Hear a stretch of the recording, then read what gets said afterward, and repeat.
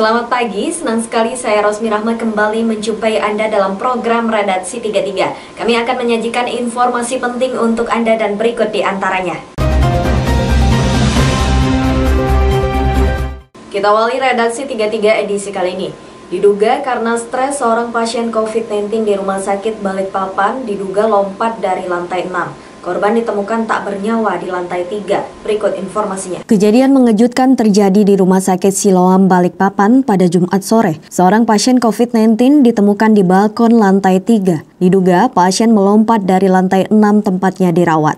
Ketua Gugus Tugas COVID-19 Kota Balikpapan menjelaskan, dari informasi yang diterima pasien ini mengalami tingkatan stres yang cukup tinggi. Bahkan, pasien COVID-19 yang satu kamar dengannya selalu ribut sehingga dipisahkan dengan pasien lainnya. Belum diketahui secara pasti apakah pasien ini terjatuh atau melompat, namun ditemukan di balkon lantai 3 dalam keadaan tak bernyawa. Saya dilapori bahwa pasien itu memang ada beberapa hari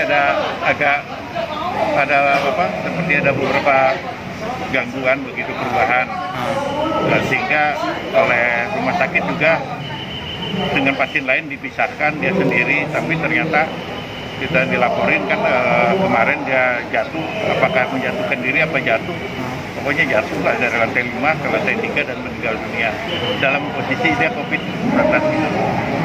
Ada dugaan katanya dia kelamaan dirawat dan sempat berkelahi dengan petugas. Iya, dia kan memang dia itu perkembangan kejiwaannya agak labil. Dengan pasien yang di sebelahnya juga dia bertengkar, sehingga itu akhirnya dipisahkan. Gitu. Memang kondisinya masih positif dan istrinya, anaknya juga positif, cuma kan istrinya di rumah. Gitu. Dugaan awal berarti dia lompat Pak ya? Belum kita pastikan apakah lompat apa jatuh, terjatuh ya, tapi ya posisinya seperti itu bahwa dari lantai 5 ditemukan di lantai 3. Wali Kota mengingatkan agar petugas rumah sakit lebih peka terhadap pasien yang cenderung alami depresi agar tidak terjadi lagi pasien yang terjatuh atau melompat. Korban dimakamkan secara protokol kesehatan di kilometer 15 Karangjoang, Balikpapan Utara. Dari Balikpapan, Muhammad Idris, tim Kaltim TV.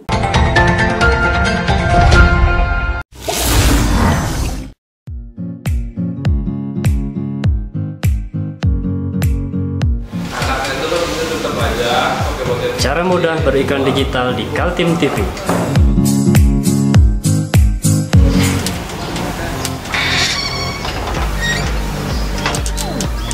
Yang pertama, jadilah sahabat Kaltim TV.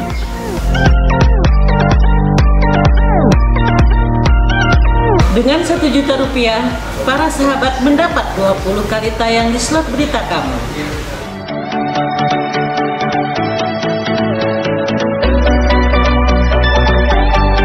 Dengan 20 detik dapat menjangkau 20.000 penonton. Anda beruntung karena mendapat kesempatan perdana dari kami. Ayo jadilah sahabat Kaltim TV. Ratusan pil ekstasi yang disiapkan untuk pergantian tahun berhasil digagalkan BNNK Balikpapan bersama Bea Cukai. FA 33 tahun digiring petugas BNNK Balikpapan pada Kamis malam Jumat beserta barang bukti ekstasi sebanyak 925 butir beserta 1 poket sabu seberat 2 gram. Kepala BNNK Balikpapan Kompol M. Daud menjelaskan pengungkapan bermula dari laporan masyarakat 4 hari melakukan penyelidikan. BNNK bersama Bea Cukai berhasil mengamankan seorang pelaku berinisial FA yang hendak mengambil paket kiriman yang telah dicurigai sebelumnya. Saat diperiksa benar saja, kotak paket yang mengarah ke sebuah alamat di kawasan Balikpapan Selatan tersebut berisi ratusan pil ekstasi. BNN secara utuh, mulai dari BNN Pusat, BNN Provinsi, BNNK Kota Balikpapan, dibantu dan kerjasama penuh dari Bea Cukai, juga mulai dari Jakarta sampai dengan penindakan tadi. Dan rekan-rekan bisa lihat, beliau sampai sekarang pun juga tetap bersama kita, dan apa yang dijelaskan di dalam Impres nomor 2 tahun 2020 ini memang peran kita bersama. Ya. Dan tentunya ini kita sangat antisipasi di akhir tahun 2020 ini, terutama dalam penggantian tahun, ya, banyak orang memanfaatkan celah ini. Nah, kita buktikan ini ekstasi. Kita tahu bahwa ekstasi itu biasa digunakan di tempat-tempat hiburan malam. Beda dengan sabu-sabu, itu digunakan di rumah-rumah. Karena ini ditelan, minum air putih, selesai. Berapa butir Pak yang diamankan? Ini adalah banyak sekali, dan ini adalah pengungkapan terbesar. Ini adalah 925 butir. Tidak cukup di situ, juga ada beberapa gram sabu-sabu, dan kasus ini tetap kami kembangkan karena menurut dari pengakuan tersangka, perbuatan ini bukan yang pertama. Sementara itu, pelaku FA yang kesehariannya sebagai sopir tersebut mengaku dirinya diupah oleh seorang yang dikenalnya dari rekannya tempat bekerja. Tergiur dengan upah 10 juta, FA nekat mengambil paket kiriman yang datang dari pangkalan bun tersebut. Diakui FA, paket tersebut merupakan paket kedua yang diterimanya. Rencananya ratusan pil ekstasi tersebut akan dikirim kembali ke Sulawesi Selatan untuk pesta akhir tahun. Berapa kali sudah ngambil, Mas? 2 kali, Pak. 2 kali. Apa mau, Mas? Kenapa, Mas? Karena kebutuhan, Pak. Yang pertama kali sudah terima upah, Mas? Sudah. Yang kedua kalinya ini? Belum. Yang pertama berapa, Mas, diupah? 10 juta. 10 juta. Kenapa membeli ekstasi ketimbang sabu-sabu, Mas? Saya cuma ditawarin ini. Disuruh jemput. Di mana jemputnya, Mas? Di Tiki. Oh, di Tiki. Atas perbuatannya, FA disangkakan pasal 114 ayat 2, sub pasal 112 ayat 2, Undang-Undang Nomor 35 Tahun 2009 tentang narkotika dengan ancaman hukuman 20 tahun penjara. Dari Balikpapan, Muhammad Idris, tim Kaltim TV.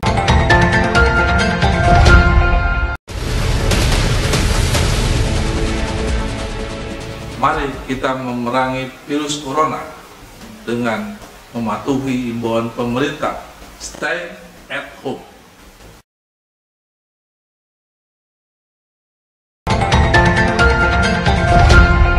Seorang nelayan ditemukan tim Basarnas sudah menjadi mayat di sekitar perairan Kuala Samboja, Kabupaten Kutai Kartanegara.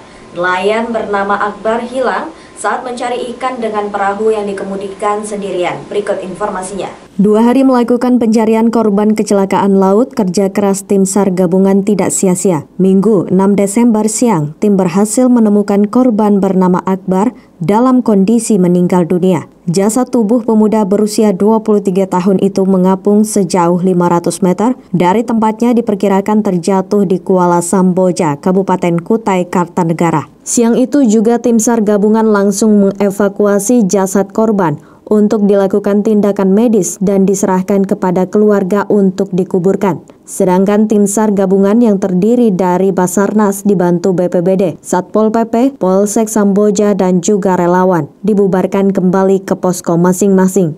Pada pukul 11.01 waktu Indonesia Tengah, korban berhasil ditemukan dalam keadaan baik delta. Jarak dari LKP kurang lebih sekitar 500 meter. Untuk itu sementara ini korban sudah dibawa dievakuasi menggunakan rubber boat milik Kansar Balikpapan menuju ke darat dan akan dievakuasi ke rumah sakit umum.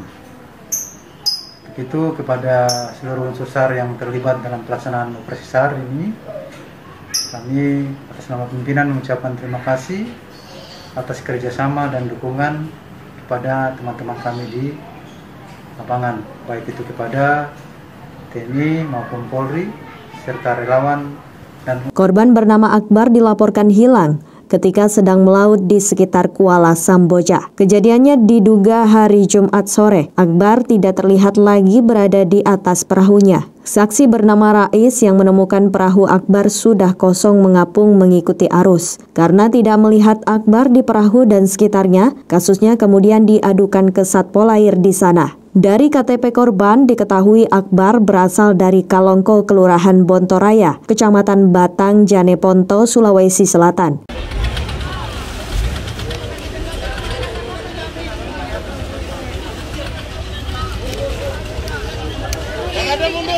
Ada di sini mundur dulu. Ini baju putih aja. Ada yang pakai baju putih yang boleh ngangkat. Buka.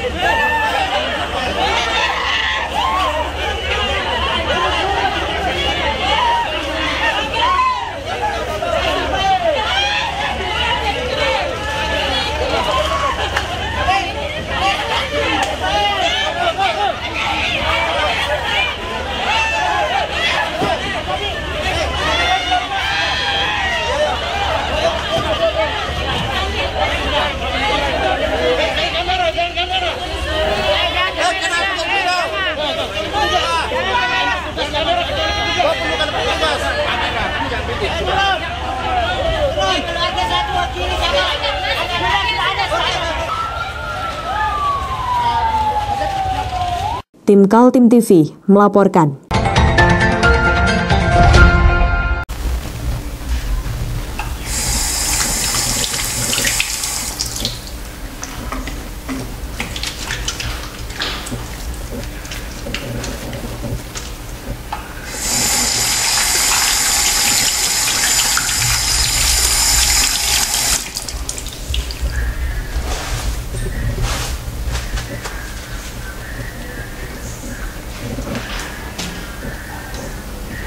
Meskipun di rumah saja, kita tetap selalu menjaga kesehatan, cuci tangan, menggunakan hand sanitizer. Ingat, mulailah dari diri sendiri. Di balik gegap gempita Kabupaten Kutai Kartanegara dengan kekayaan sumber daya alam migas, batu bara, dan wisata sejarah, kabupaten itu juga menjadi lumbung pangan bagi masyarakat lokal maupun kota-kota tetangganya.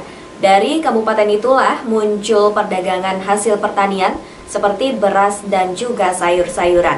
Kuatnya potensi pertanian itu dilirik oleh politisi PDI Perjuangan Muhammad Samsun.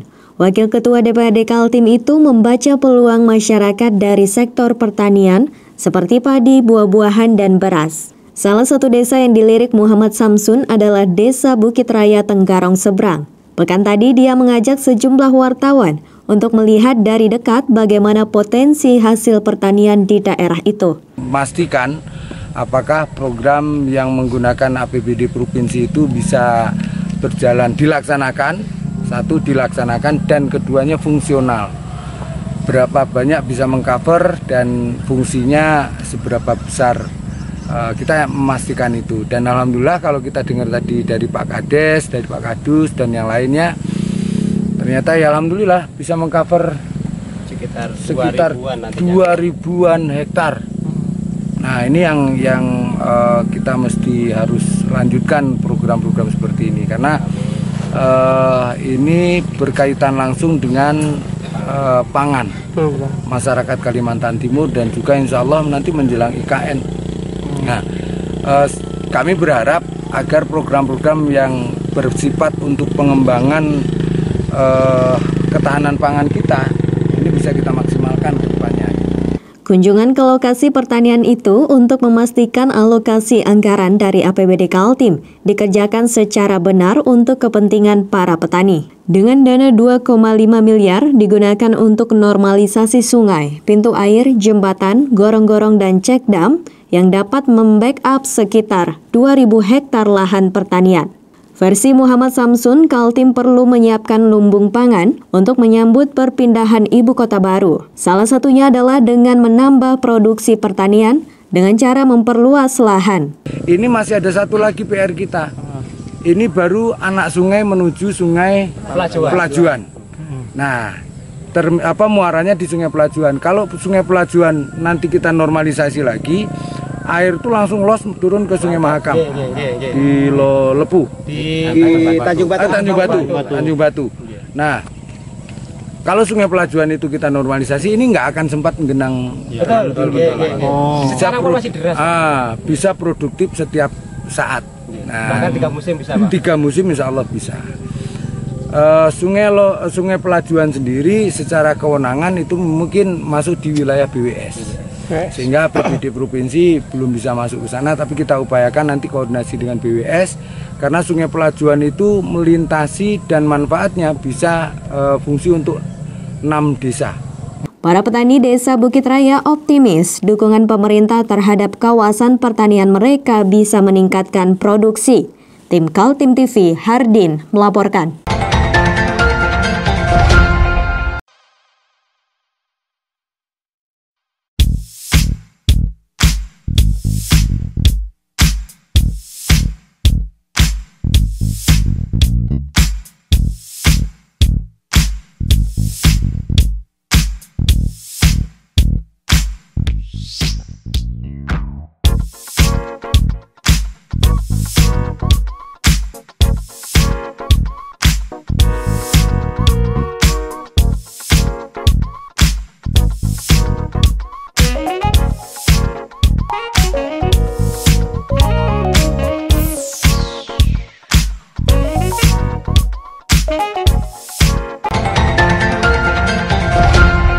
Perempuan rentan menjadi orang paling radikal yang berbahaya bagi negara. Itulah pernyataan yang disampaikan Ketua Forum Koordinasi Pencegahan Teroris Kaltim Ahmad Jubaidi. Karena alasan itu lembaganya menggelar acara dengan memilih tema perempuan sebagai agen perdamaian. Acara diskusi dengan tema perempuan sebagai agen perdamaian digelar di sebuah hotel dengan 90 orang peserta. Panitia dari Forum Koordinasi Pencegahan Teroris atau FKPT Kaltim punya alasan mengapa memilih tema tersebut. Salah satu alasannya karena dalam kasus-kasus terorisme seringkali kaum perempuan lebih radikal dan militan dibandingkan laki-laki. Ternyata perempuan itu lebih radikal dibanding laki-laki. Mengapa? Contoh, Mbak Dita, pelaku jihad bom di Surabaya, seorang perempuan melibatkan anak dan istrinya. Kemudian juga pelaku bom di Sibolga, Sumatera Utara, juga seorang perempuan melibatkan anaknya dan bahkan melibatkan bayinya. Jadi perempuan ini lebih rentan terpapar paham radikalisme, terorisme. Makanya adalah kegiatan untuk mencegah itu di lingkungan keluarga. Termasuk juga di media sosial. Ini maaf ya, juga perempuan juga rentan. Seorang puluhan ada di media sosial dari Maluku juga ketangkap di Surabaya. Perempuan itu polisi. Tadi juga paparan dari Bapak Direktur 3%. TNI juga terpapar paham radikalisme terorisme. Jadi Acara diskusi berlangsung dinamis karena hadir juga Direktur Pencegahan Badan Nasional Penanggulangan Terorisme, Brigjen Pol R. Ahmad Nur Wahid. Pengalaman BNPT menangani kasus-kasus terorisme menunjukkan direkrutnya kaum perempuan dan anak-anak dalam jaringan pelaku terorisme semakin besar. Bahkan peran perempuan dalam aksi teror tidak lagi sebagai perantara ataupun pelindung dari para suaminya yang juga teroris. Namun perempuan dipaksa dan dicuci otaknya untuk menjadi pelaku aktif dalam aksi teror. Tema tentang perempuan sebagai agen perdamaian ini sangat penting, sangat vital sekali karena perempuan adalah garda terdepan di dalam membangun generasi muda penerus bangsa. Ya. Nah, radikal terorisme biasanya mengarah kepada generasi muda, biasanya mengarah kepada generasi milenial. Kenapa? Karena generasi muda, generasi milenial adalah masa pertumbuhan, masa dinamis di mana memiliki militansi tinggi, self controlnya baru tumbuh, ya belum matang, kemudian mudah terpengaruh lingkungan, mudah menerima tantangan dan lain sebagainya, dan sedang mencari jati diri. Nah, fase pertumbuhan ini yang dimanfaatkan oleh kelompok radikal teroris untuk melakukan radikalisasi, terutama menyasar pada generasi muda anak bangsa. Nah, disinilah relevansi pentingnya seorang ibu di dalam mengontrol, memprotek dan membina anak-anaknya di dalam Kasus-kasus terorisme di tanah air masih ada lantaran adanya gerakan untuk menghancurkan negara ini dari jaringan kelompok radikal di luar negeri. BNPT tidak tinggal diam, bahkan sudah menangkap 535 orang teroris di seluruh Indonesia. Tim Kaltim TV, Hardin melaporkan.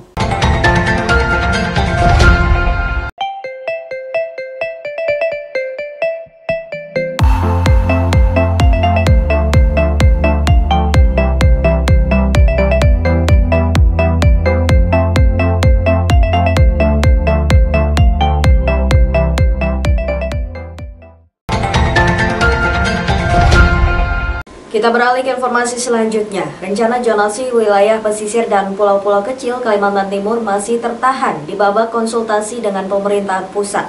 Berbagai usulan dari DPRD dan masyarakat diakomodir sehingga diperkirakan babak berikutnya tidak lagi diwarnai perbedaan pendapat substantif. Inilah rencana pembuatan perda bernama RZWP3K atau Rencana Zonasi Wilayah Pesisir dan Pulau-Pulau Kecil. Mulai diwacanakan tahun 2016, 4 tahun berlalu belum juga selesai disahkan menjadi perda. Padahal usulan perda sudah mulai digarap pemerintah sejak tahun 2018.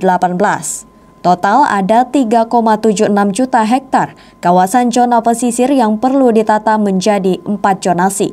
yakni kawasan konservasi seluas 658.478 hektar atau 17,48%. Kawasan alur laut 71.599 hektar atau 1,90%. Dan kawasan strategis nasional tertentu atau KSNT 387.369 hektar atau 9,33%. Sedangkan kawasan zonasi inti sekitar 4.700 hektar dari luas kawasan konservasi yang tidak boleh dimasuki nelayan. Dengan LSM dan semuanya sudah terakomodir sebenarnya Pak ya, terakomodir dan sudah kita fasilitasi, termasuk sudah terfasilitasi di Dewan kan Pak, sudah terfasilitasi kita berdiskusi tadi ya, sudah terfasilitasi semuanya. Alotnya pembahasan rencana zonasi menjadi perda lantaran banyaknya benturan kepentingan dalam tata ruang kawasan pesisir Kaltim. Karena ada 8 kabupaten dan kota di Kaltim yang terlibat dalam zonasi itu, termasuk para nelayan yang diatur tempatnya mencari ikan dan kegiatan industri seperti Pertamina dan alur laut kapal-kapal. Bambang Gunawan, tenaga ahli EZWP3K dari Universitas Mula Warman yang terlibat aktif dalam perumusan raperda itu mengakui adanya lika-liku yang cukup rumit untuk mengakomodir semua kepentingan itu. Namun dia bersama tim Pansus Raperda menyadari tidak mungkin sebuah peraturan pemerintah dapat menyenangkan semua orang. Ada kan itu perda sebelum 2014 hanya berau ya. Sisanya proses, tapi alokasi ruangnya sudah ada, peruntukannya sudah ada. Nah itu yang menjadi bahan bagi Pokja untuk menentukan alokasi ruang yang ada di tingkat provinsi. Jadi semua prosesnya itu kita lewati dari bawah, secara horizontal, vertikal semuanya kita akomodir. Tetapi sekali lagi ini kan prosesnya tidak bisa menyenangkan semua. Ini win-win solution. Mana yang kepentingan kita perkuat, mana kepentingan pusat yang tidak bisa kita lakukan seperti migas, ya kita tidak bisa karena memang aturannya tidak boleh migas diatur dalam RJ. Tim Kaltim TV, Hardin melaporkan.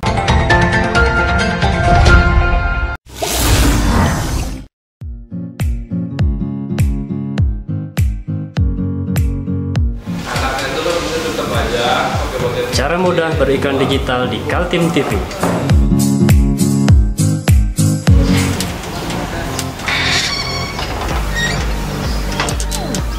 Yang pertama, jadilah sahabat Kaltim TV.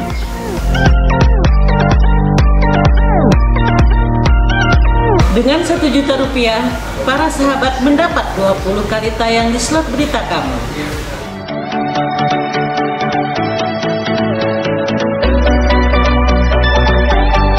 Dengan 20 detik dapat menjangkau 20.000 penonton. Anda beruntung karena mendapat kesempatan perdana dari kami. Ayo jadilah sahabat Kaltim TV.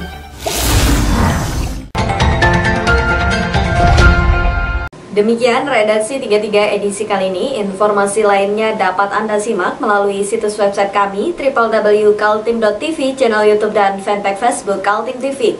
Jangan lupa untuk selalu patuhi protokol kesehatan. Saya Rosmi Rahma bersama kerabat kerja yang bertugas pamit undur diri. Selamat pagi, selamat beraktivitas dan sampai jumpa.